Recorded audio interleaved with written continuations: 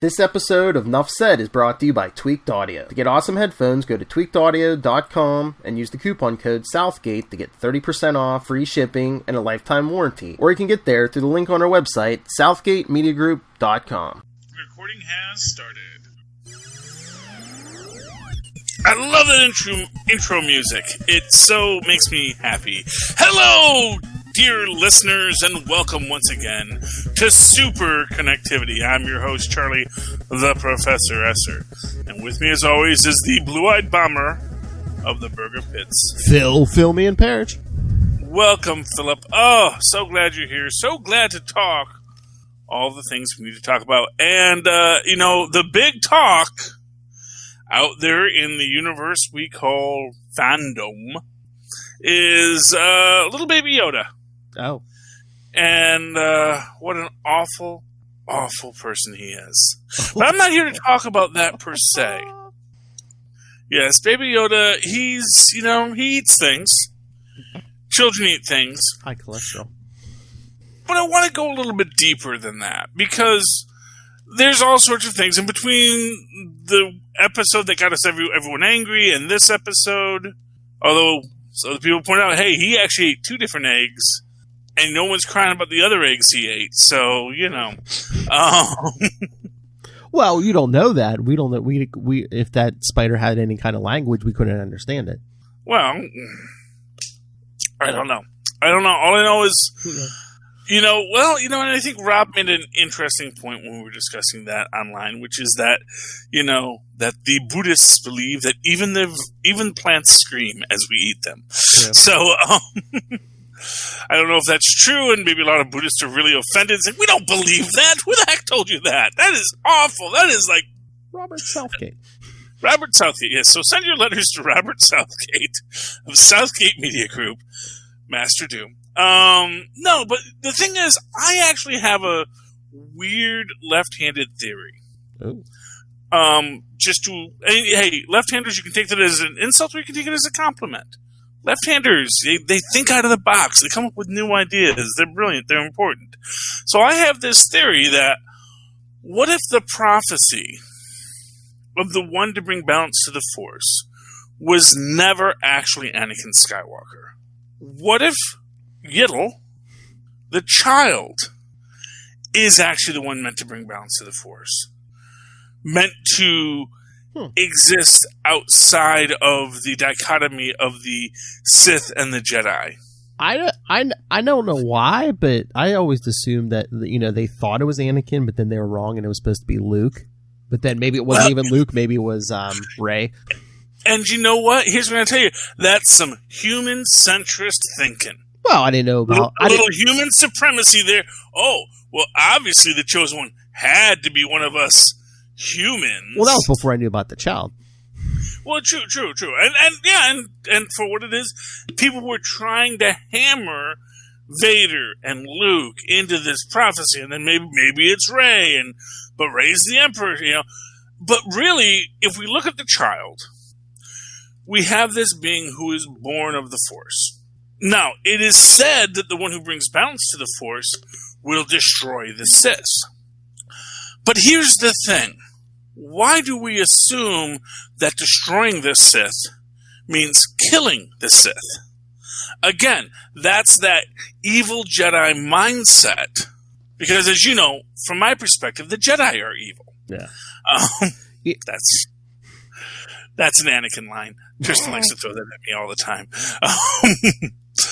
But the idea is that, assuming that, like Steven Universe, assuming that I'm going to defeat you means I'm going to beat you up is a fallacy.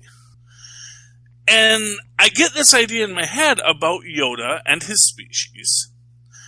And this idea that the Force, this mystical energy that flows through all living things, is a natural resource that flows through the universe unhindered.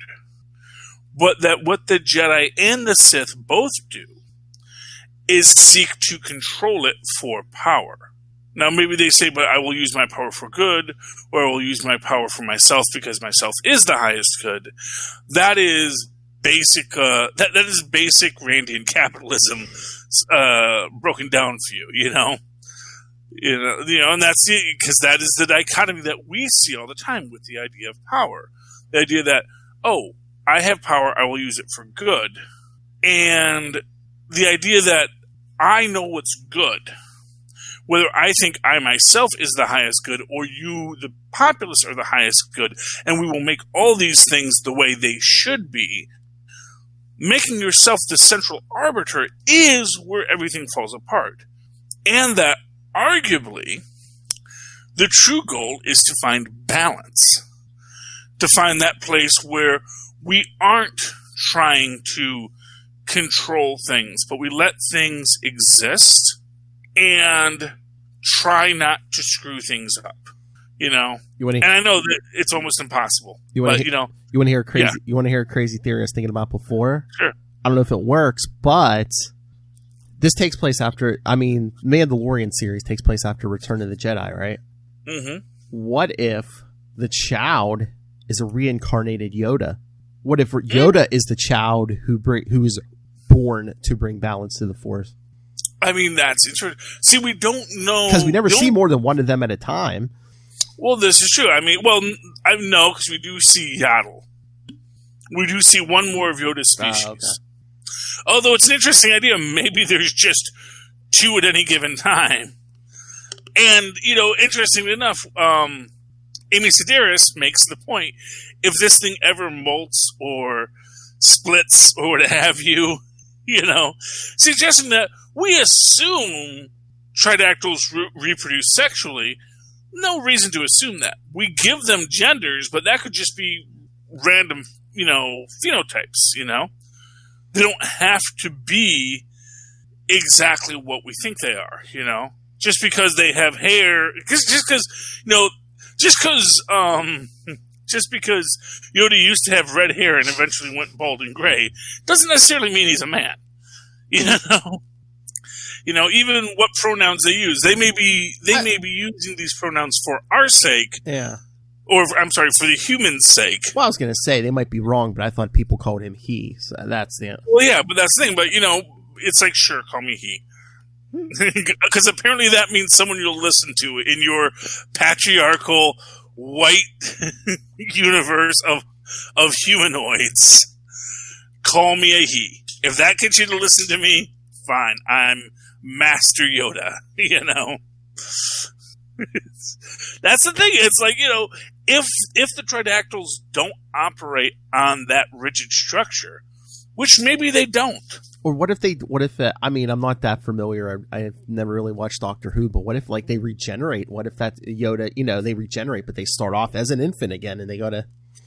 I mean, it's a possibility. The only monkey wrench in that is that I guess, have we seen Yoda's Force Ghost since Empire? Was he in these last three? Did Luke speak to him? Because I thought Luke. Oh, Luke maybe, yeah. Spoke to Yoda there, so that's the only problem with it.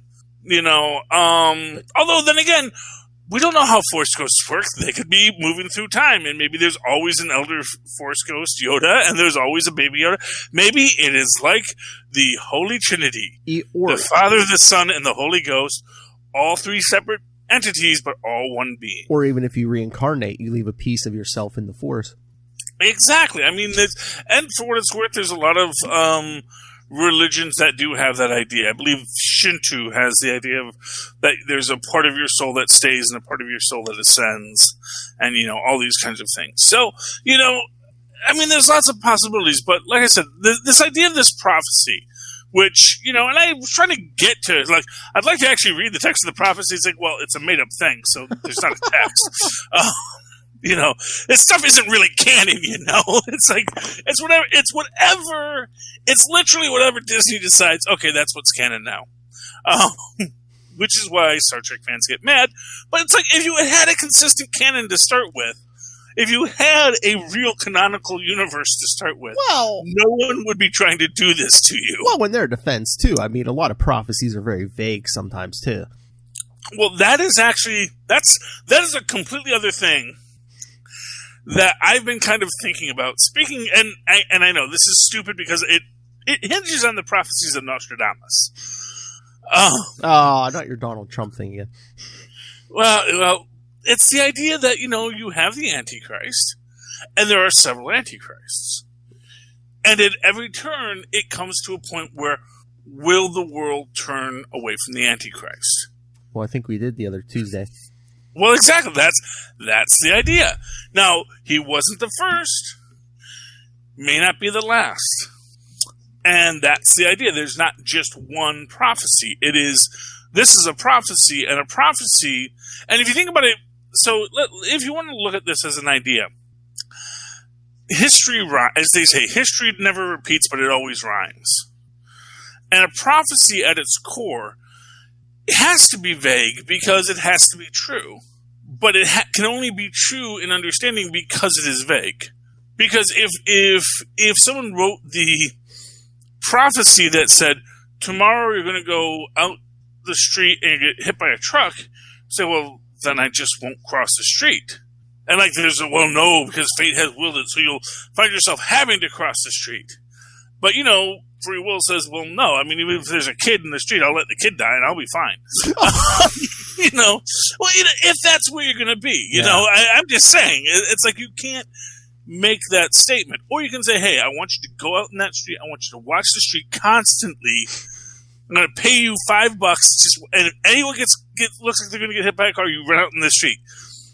And no matter what happens, you're going to stay in your room. You're not going to cross the street and get hit by a bus. So that makes the prophecy impossible. But if you create something that says, someone will rise and they're going to be like this kind of person and this is what they're going to do, and that's what's going to lead to the world's downfall. And if you think about it, that's what every fiction writer who's ever written speculative fiction has done. Without the aura of prophecy, they say, when you think about it can't happen here.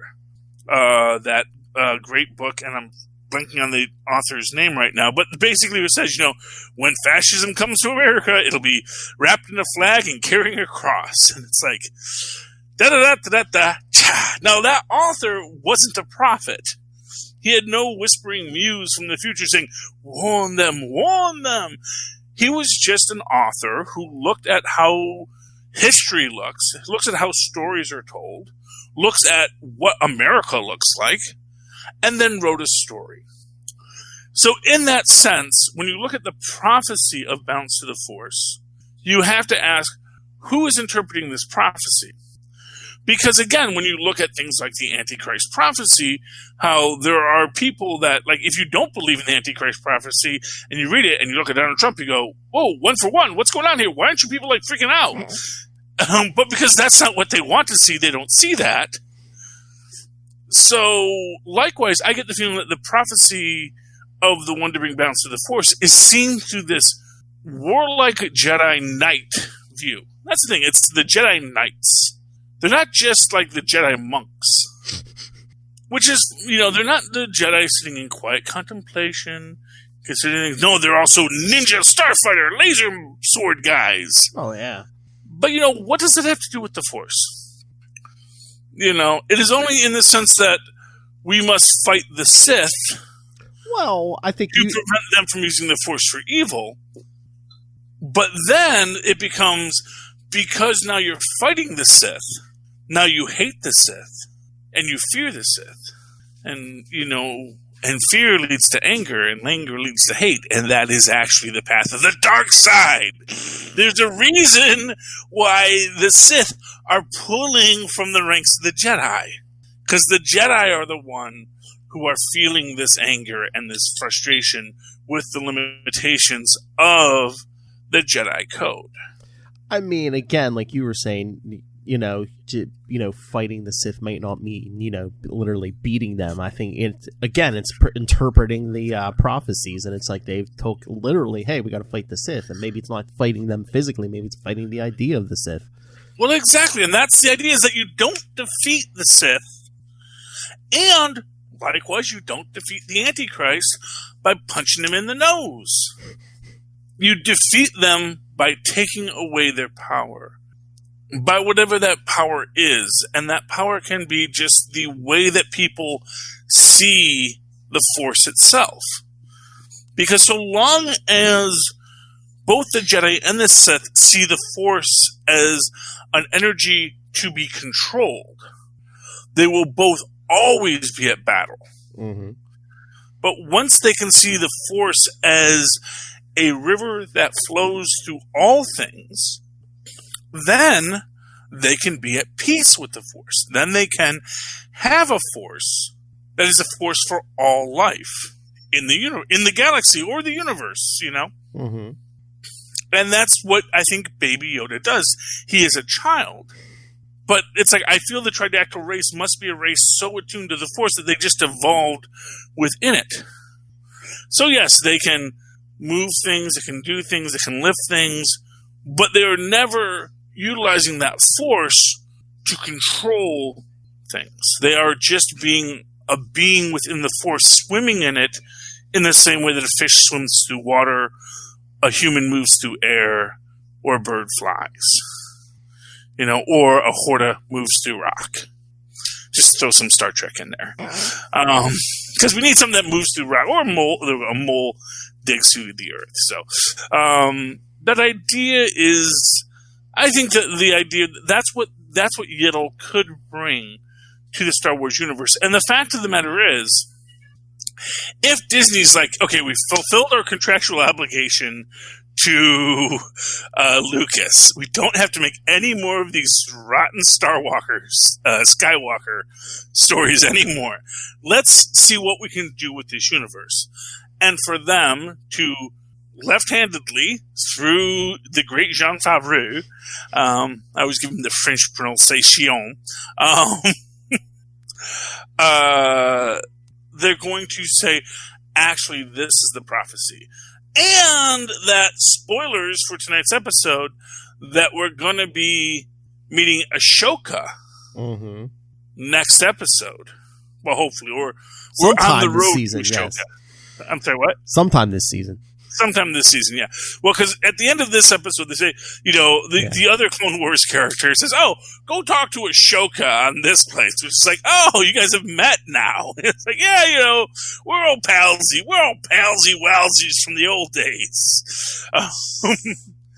You know, that they're going to go towards there.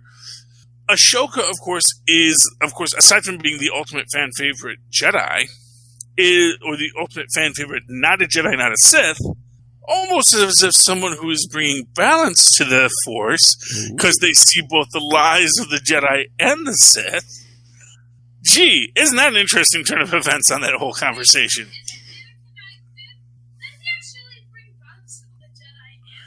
There we go. Just kill them all. Let Rey sort them out. And arguably, that is what happened when Rey is the last Skywalker, because she is I don't know if you heard what Tristan said, but Anakin killed both the Jedi and the Sith, and that basically no more of any of them. They're all gone. They're all dead. They can't hurt us anymore. Oh, that'd be funny if all the Jedi and Sith just get killed, and the rest of the universe is just like, yeah, let's just keep going about our business. Okay. Yeah, no, I mean, Rey just went and became a moisture farmer. Mm-hmm. I mean, she's got a cool laser sword, but she's at the old Skywalker ranch. So she's farming some moisture. So she's living a good life. So was she staying there? Or I didn't know if she just came back to kind of bury the lightsaber, almost like burying Luke. No, that's where we saw her last. So in my headcanon, she never leaves. I know. And no, she didn't stay there. She went out to do this and rebuild that and the doodle. It's like, why? Why is she going to do that? And that's the thing, is what is the point for someone like Rey to do that? Was she going to maybe rebuild like a better Jedi Order, maybe? Why? Whatever. And what qualifies her to do that? I mean, that's she's the only one left. And maybe that's a good thing. As Luke says when he burns the books, burn them. Let it go. Destroy it. This was not the way. This was not the way. And who says that if she restarts a Jedi, they're going to be fighters? I mean, maybe it's like more like a state of mind. Maybe try to take those youths off the bad streets of Dagobah. Yeah, and you try to well, that's fine. And this is where I think simple Rey at her moisture farm, living that good monkly life. Or you could do it there. I mean, that could be their retreat. I mean, yeah, you try to get to the youth before they become Sith. Well, no, but that's the idea. Well, the idea is, but they don't become Sith without the Sith. They don't become Jedi without the Jedi. That the Force flows, and people have Force sensitivity, and some people will use the Force and some people won't. But so long as no one's trying to use the Force to dominate the galaxy, which is what the Jedi did. They used the Force to dominate the galaxy. No wonder the Sith bridled under their rule. Yeah, I mean, they did seem pretty aggressive in those prequels. Exactly. This is the thing, and they're going to do the Dawn of the Republic, and where we see the original corruption of whatever the pure Jedi Order once was. Because it is going to be of, kings wanting a court sorcerer. And it's like, well, you're the sorcerer. You're Merlin. You're so important. So important, Master Jedi. It's like, well, I'm so important today. Goodness. Someone get me some blue milk. I'm surprised you led with this story. I thought you were going to lead with the other story. Which story was the other story? We got a date for WandaVision. Oh, gosh, WandaVision. Well, WandaVision. Oh, WandaVision. They said later this year. Again, COVID. They said this year. I know, it's pre-COVID, but, we held on to it for so long. Because was it this week? I think it was either last week or this week. They were like, oh, yeah, we're done filming. It's like, wait, I thought you were done already. Oh, yeah. Well, and maybe they did have some last-minute things to do. And you know what? I think part of it is that they're like, okay, we've got to, reshoot this and redo this because of changes that have happened in the world and maybe changes that have happened to the plan. Well, yeah, because Black Widow's delayed, and Black Widow's delayed, and so they have to say, okay, we can't reference that, and it's one of these weird things where it's like, they're kind of in this limbo on it because, I mean, were they actually done with Widow? Is Widow in the can? Do we know if Widow was even in the can? I thought so. I mean, well, they were planning to release it in May. Yeah, that's the thing. It's like that was right. You know what? And then they were planning on releasing it this month. So I mean, maybe. I mean, if they were planning to release it this month, you would think. Yeah, but I guess part of me wonders if there's qualities of this, of Winter Soldier, of WandaVision, because let's not forget we're also getting Monica Rambeau in WandaVision. Mm-hmm. So I think there's a really strong possibility that there's. I guess here's the thing I think about. When I think about the current Marvel Cinematic Universe, I do think of it as something of a machine. And here's the thing I'm going to tell you. It always was. It always was going to be a machine. At no time from Iron Man 1 to and really I think even going back to Ang Lee's Incredible Hulk, I think they were really sketchy about walking away from Ang Lee's Incredible Hulk when they did Incredible Hulk. Or Ang Lee's Hulk when they did Incredible Hulk, I think they said, we're just not going to talk about his origin because there was an origin recently given. We're not going to retell that origin because, honestly, the Hulk's origin is complicated to start with.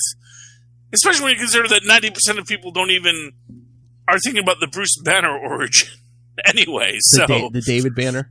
Yeah, the David Banner, the David Banner origin anyway. Yeah. So it's like, it's best to just leave that vague.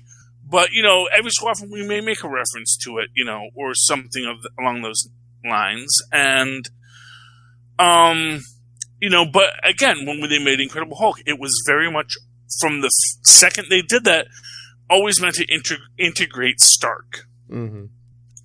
And you almost immediately start to see things in the Incredible Hulk where, they were intending to have other people in there. They have S.H.I.E.L.D. in it. Mm-hmm. Well, actually, they don't have S.H.I.E.L.D. They had S.H.I.E.L.D. in the comics, but, I even think Black Widow shows up in the comic book version of the story because she captures Stearns at the end before we even get to Iron Man 2. So, So, but WandaVision, I mean, we've got a release date. It's 5 days before my birthday, so happy birthday to me. Yeah. I can watch the whole thing probably by my birthday. That'll be great, except it's probably going to be once a week, so. Oh, yeah, especially these days, yeah. But anyway, but that's cool. I'm good with that. Tristan, meanwhile, is still asking me, when are we getting Zombie Captain America? He's been wanting What If Zombie Captain America. The first thing they showed us. And he's like, why aren't they giving this to us? Which makes you think there's got to be something going on in the What If universe that needs everybody else. Like, there's got to be maybe something in WandaVision. Yeah, because I swear... maybe WandaVision really opens up the multiverse. Because I swear they said, they were able to work on What If from home because of the animation. Yeah. Which makes me wonder if that's the thing. I think we're going to start to get a series of drops. Like, oh, hey, here's WandaVision. Oh, and guess what? What If is coming out on January 20th. And,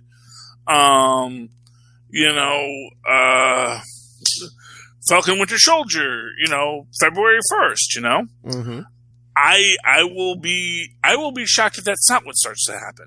That they're just going to start dropping these things. Sure. I mean, not for nothing, for what it's worth, there's a possible vaccine on the way. People are going to be starting to move forward with these things. And if nothing else, if Black Widow is so central to it, make it pay-per-view. Just make it pay-per-view. Well, that's what $60 a shot, pay-per-view.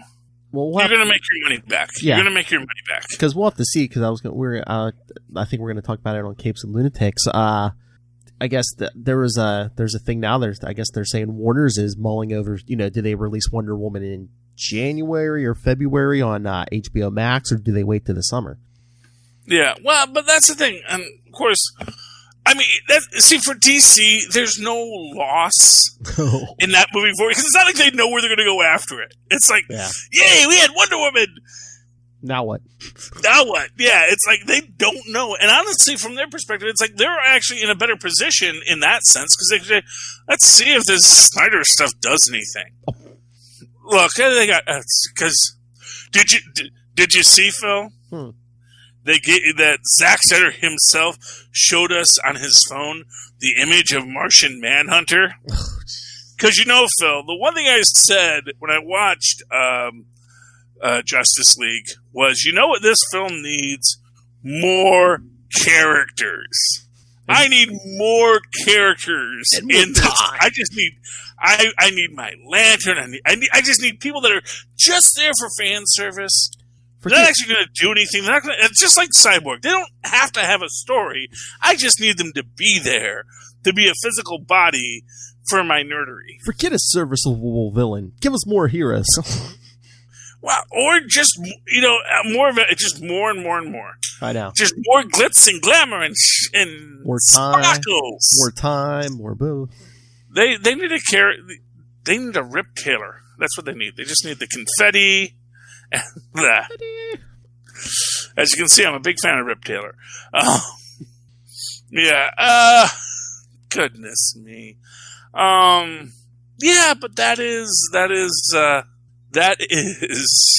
DC situation and Marvel situation too. Well, Warner Brothers and AT&T, Warner Brothers and Disney situation. Mm-hmm. They have a product that they want to move forward with. The big difference, however, is that Marvel's product is in the can, and they've got like a whole strategy and a plan to move forward from it. And unfortunately, DC doesn't. But nothing at DC has a plan right now. And we'll probably save some of this for Capes and Lunatics, because that is when we talk about DC stuff. Because really, I'm not a DC expert. I'm not a DC fan. But yeah, I understand Disney's problem with Black Widow. They want to get the story out there. They want to move forward. But there is this quality of leaving money on the table, and the reality that, for what it's worth, they can release stuff in China without too much trouble. Mm-hmm. There are parts of Europe they can release it in. Australia's good. Canada is pretty decent. It's really kind of the UK and America. It's the English-speaking countries. English, not a good language if you want to avoid diseases, apparently. that are really having the biggest problems. Although Italy's having resurgences, Spain is having resurgences. So I don't want to downplay the fact that, a lot of European places are having these problems too. Actually, I don't think China or Japan have really started having resurgences. We'd know in Japan, we wouldn't know in China. But it's just this reality that, it's a thing that is causing a lot of problems throughout the free world. And you could release it and make money in some theaters.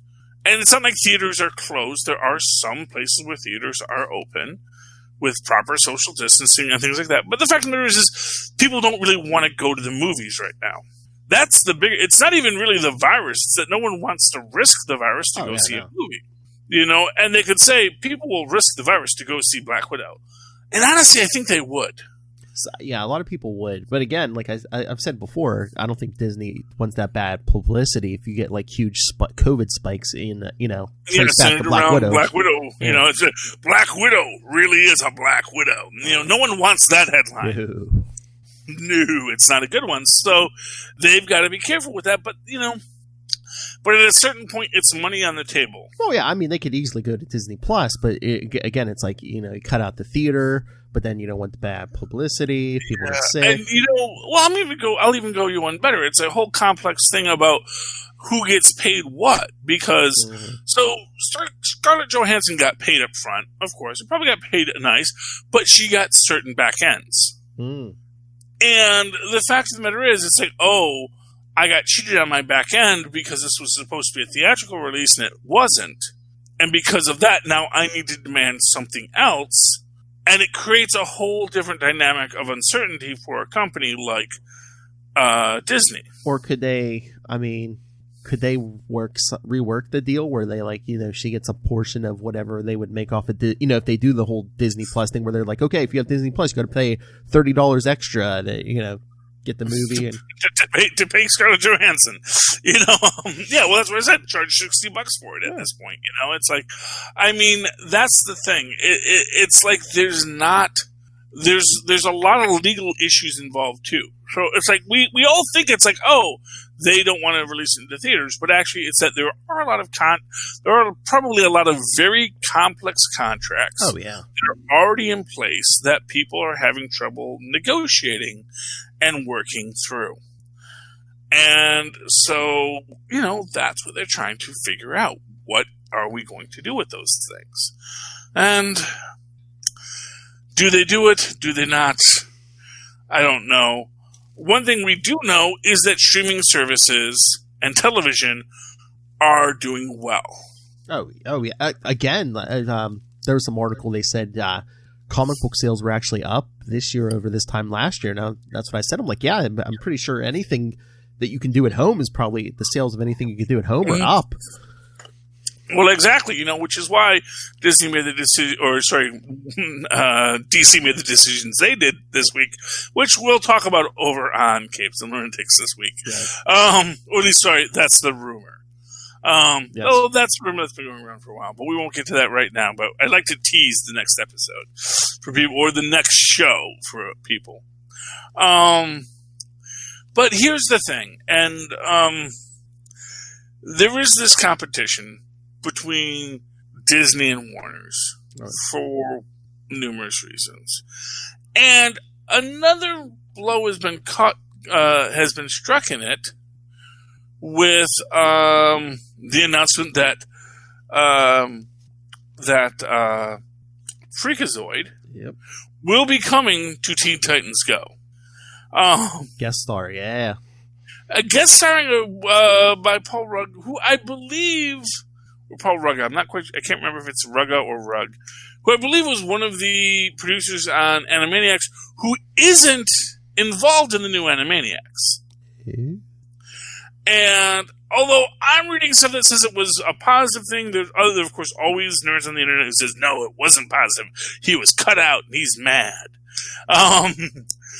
But I do feel that there is this thing that when Hulu got the Animaniacs, Warner's kind of realized, we were kind of sleeping on that, weren't we? And that there is this entire sort of as I've often talked about Disney building the Disney Afternooniverse over through DuckTales, there is another Afternooniverse, which is the Spielberg Afternooniverse, which was a very expansive universe that was created in the 90s that was really great, high-quality shows, things like the Tiny Toons, things like Animaniacs, things like Hysteria. Oh my gosh, that was such a good show. It didn't last very long, but every nerd kid loved Hysteria.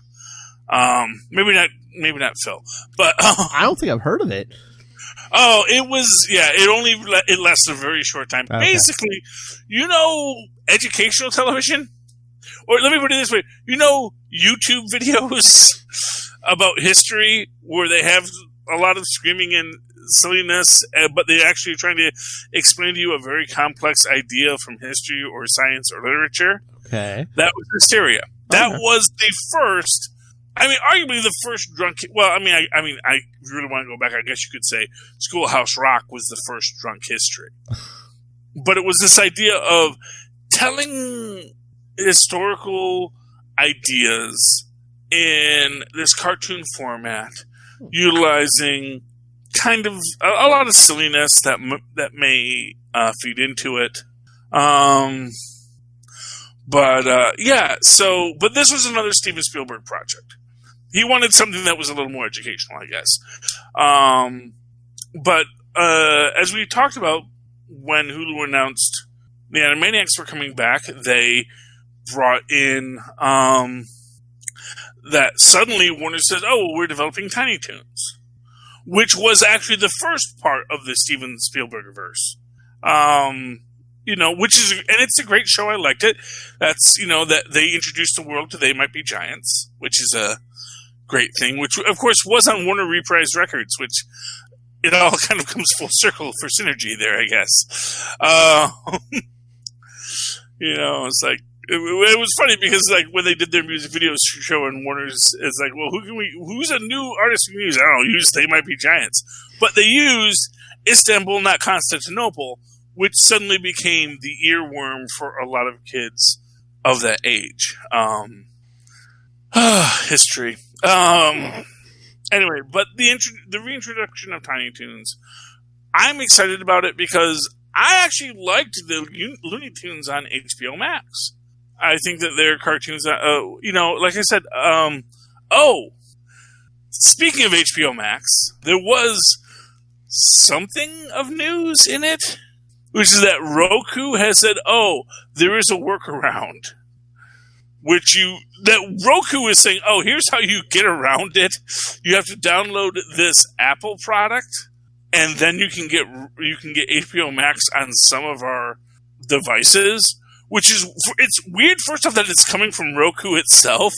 Is they're like, yeah, man, I figured out how to do it. It's like, Roku's like, oh, yeah, we figured out how to do this. Which actually tells me, because in the same article I read that in, one is saying, we're going to sort this out probably by January. Which makes me wonder, am I going to bother to go figure out how Roku's telling me to do this, or am I just going to wait for it to figure it out by January? Yeah. I forget when I had to do the workaround for our Fire Cube. It was something like, I don't know if like the app is like somebody's proprietary thing, and so they didn't want you to use the I don't know who certain devices, and somebody else owned the app, so you had to do a workaround so you could like download like the Android app or something. Yeah, it's weird. Yeah, well, the one that you showed me was you go through the Google Play Store, but of course because I have a Fire Stick, not a Fire Cube. Yeah, which I think has more limited internet capabilities, and that's what the circular logic of that is. So, yeah, if I had more internet capabilities, I probably could do that, but I have limited internet capabilities on my TV because it's a Fire Stick, not a Fire Cube. It's not meant for the internet. It's meant for watching the videos. That's why I can't really comment on YouTube videos, even though I watch a lot of them on my big screen TV, because it's easier. Pistachio muffins. I'll see if they have pistachio muffins the next time I'm at the store. Yeah, they just add green food coloring to pistachios. That is correct. But they used to add red food coloring to pistachios, so, that's that. They used to. They don't do that anymore. That was a weird thing they did probably in the 70s and 80s. Probably Phil doesn't even remember that. Red pistachios. I don't think so. Yeah, that was a thing. When you buy them in the shell, they'd be painted red. Ew. You imagine, but it was the 70s, so who knows? Anyways, hey, you want to talk a couple of comics? Yeah, I was going to say, I was thinking of there's probably at least 2 Marvels Lilith probably didn't read. Because she's awake, she's ready to go. So. Oh, okay, great. Yeah, okay, yeah. I've been waiting for her to buzz in and say, "Hey guys, start without me." Well, I told her. I said, "Hey, we started with Super. Can we do capes after?" She's like, "Yeah, sure." Okay, so you want to start with Iron Man? Sure. Iron Man number 3. I saw you holding it up. Oh, I had that and Savage Avengers in my hand. So. Oh yeah. Well, I got that one too. I got them all. Savage Avengers. Let's start with Iron Man because I do enjoy Iron Man. I do enjoy this run. I really need to get it on the poll. I just buy it instead. Yeah. We finally got okay, so spoilers, it's Korvac. Yeah. Which is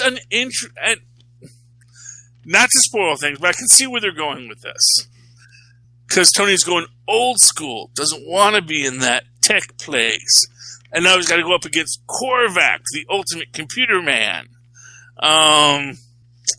So obviously this is how he's going to have to integrate himself.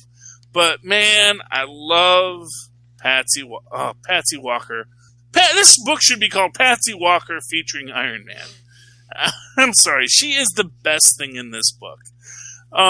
Just her constant tearing him down. Mm-hmm. And, everything that he wants to basically say, oh, why doesn't anyone love me? In fact, you actually even get, at the start of this, a whole, why don't you love me, David Duchovny kind of moment with him. It's like, you realize that I don't have to do any of this?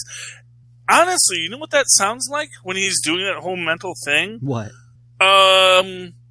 The Superior Iron Man. Oh, yeah. Remember that plot line that never got resolved, which I've pointed out several times? Well, they kind of they ran it into Secret Wars, and then it was just like, Secret Wars will when it comes back. They literally ran it into Secret Wars, as in Captain America and Iron Man died horribly. Well, 1, 2, I guess they're like, reality's getting rebooted. That'll fix it. Plus, you know who took over after Secret Wars for Iron Man, right? Bendis, yeah. But exactly. And, of course, Bendis ain't going to pick up nobody else's plots. Come on.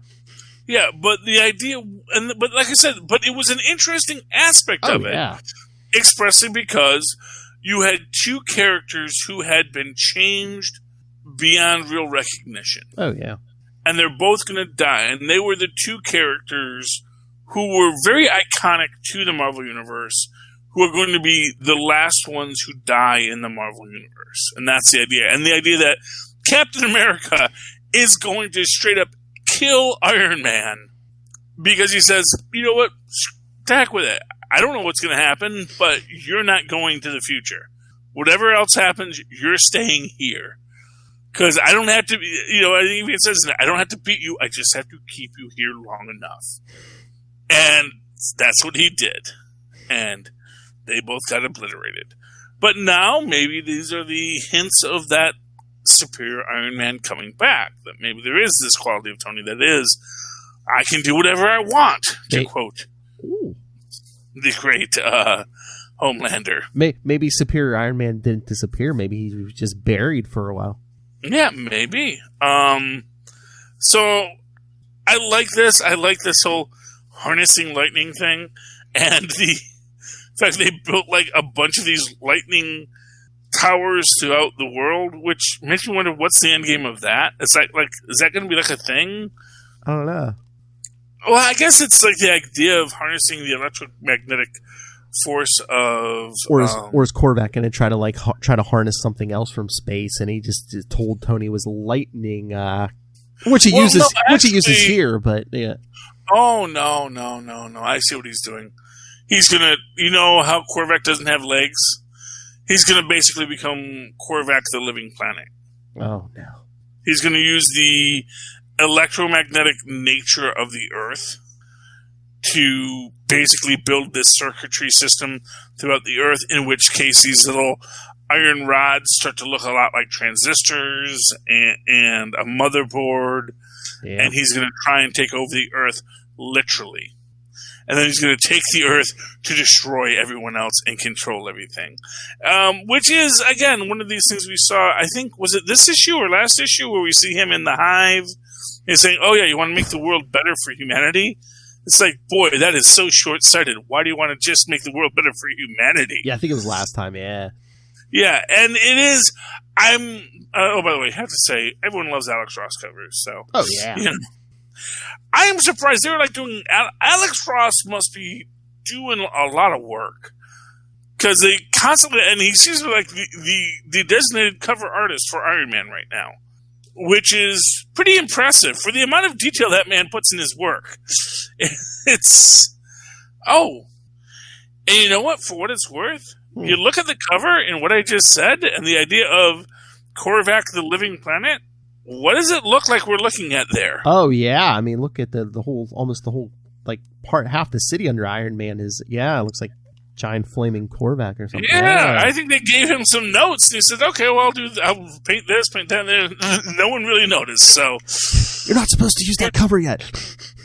So, I just painted it, man. You're the guys who put it there. I don't know. That's. You want to talk Savage Avengers too? Or do you have something to say about Iron Man? No, that's fine. I know Lil is waiting, and I want to keep her. She's an angry drunk, so you don't want to keep her waiting. I'm a jovial drunk. I can see. She knows you're an artiste. Yeah. So we're gonna fight a dragon. Yeah, they kind of put recruiting more people for the team. Yeah, and again, I love the idea that the dragon. And first, I don't even remember magic being a part of this. We get this nice little thing about. And first off, so there's a city, Burgess, with a dragon, and this isn't news to anyone. No one is like, although it is like, just let the dragon sleep, we'll all be okay. And everyone's just like, then the drunk drops his beer bottle and the first thing it says is like 2020 has been a difficult year, especially here. So I'm thinking, I don't know if it's just like, this dragon just showed up not too long ago, and it's like there's so much crap going on in the world, it's. No one cares. And we go to the bar with no name, the supervillain hangout, and we got some. And is that Deadly Nightshade? Are we getting a little Deadly Nightshade shout out here? Oh, maybe. Yeah, or someone just doing the Deadly Nightshade hair. She's not wearing a leather bikini, so But she's rocking like that 70s headband though, so I don't know. Yeah, so that's interesting. And interesting that Juggernaut, even though ostensibly he's a superhero now again, he still goes to the bar with no name. Because who's going to stop him? I was going to say, he's going to tell him no. And, of course, we get the gag where Magic wants... What is the password? I just want to come back here and not have to rough people up. And it's a Simpsons reference to alcohol, the cause of and solution to all of life's problems. And, hey, I'm getting my wish. They put Conan in modern clothing. He's wearing a jacket. Exactly. I will wear coats. But that's my thing with Conan. It's not like he's impractical. If you gave him clothing to wear, he probably would put it on. If it's cold out, it's I'd like a coat. It's cold out, Exactly. I'm not wearing this because, this is the loincloth of my ancestors. It's like, no, this is some leather loincloth I put on. You have good leather pants, I'll put them on. That's fine. They give Juggernaut jewels because, negotiable gemstones. That's currency. And then we see that the Black Knight is messing up clan rallies. Which is, and he is being real nice to these clansmen because he's like, okay, you guys show up once, you get beat up. You show up twice, you're going to come to that. Yeah, you're going to have to go to the hospital. Do this 3 times. It's not going to end well for you. Was Magic in the last issue, or are they just recently introducing her? I mean, I know she popped up when everyone came back together. Yeah, I don't think she was in that original arc, but yeah. Okay, yeah. I don't know if they're just like brought in more Magic users now that they know it's Kulin Garth or whatever. Yeah. Yeah, but they got Juggernaut, and, you know, because they have to fight a dragon, and one thing I will say about this issue went so freaking fast. Mm-hmm. I loved it, and it's just so action-packed. But yeah, they dropped the Juggernaut, so he's using his Juggernautery plus gravity to punch a dragon in the head. Oh yeah, because Magic uses her portals. Yeah, he runs through, and it just puts him up. Yeah, he just... Yes, but then we see that converts him to his normal Norse god form, which will no doubt be super easy to defeat. Barely an inconvenience. And we'll see that next episode. So that was fun and that was fast. Mm-hmm. Okay. Oh, Philip, you hearing me okay, Philip? Kinda. Kind of, you know, Philip, I have to say this. One of the most important things about podcasting is actually being able to hear what people are podcasting about. That's right. And that's why I say don't get those cheap dollar store headphones like I often buy. Go out to tweakedaudio.com, use the coupon code Southgate so you get a discount on the dang things, and get yourself some decent headphones. That's right. And here's the best part. You know that coupon? You know how you use a coupon and it's like, oh, this coupon isn't good at this store. This coupon isn't good here. This coupon doesn't do this. The coupon code Southgate, that's good a lot of places. Go to huntakiller.com. Help Michelle Gray solve a cold case. Do all that stuff. Use that same coupon code you just used to get your Tweets Audio headsets. Now you've got another discount. And, you know, I understand someone says, I don't want to do coupons. I don't even clip coupons for soap. And I go buy soap all the time. I don't want to use a coupon. Well, that's fine. You know, you can still help out the Southgate group by going down to the show notes, clicking on the link to Amazon, going to Amazon and buying whatever the heck you want. Costs you nothing, helps out the show. It's a great way to do it. And while you're there, you can check out Pod Life, the book written by the Southgate Media Group community and going to you. And it tells you about podcasting. Why people do it, how they do it, what inspires them to do it. And it can be a pretty fun book to read. And once you've done that, once you've read Pod Life the book, which is available in digital, paperback, and coming soon, so Rob Southgate says, audio form, I want you to call us at 614-382-2737, that's 614-38-CAPES, and tell us your own feelings on Pod Life the book, or anything else you want to talk to us about. And after they do that, if you want to write to us in some way, Phil, how can they write to you? The easiest way is to get a hold of me and everyone else is to write us at capesandlunatics@gmail.com. And, of course, you can always write to me in the old-fashioned email way the way our Maz and Paz once did at superconnectivityblog@gmail.com. That's superconnectivityblog@gmail.com. Of course, follow me on Twitter as I live tweet DuckTales, a woohoo, Mondays at 7 p.m. Eastern Time as I live tweet the... It's okay, Tristan.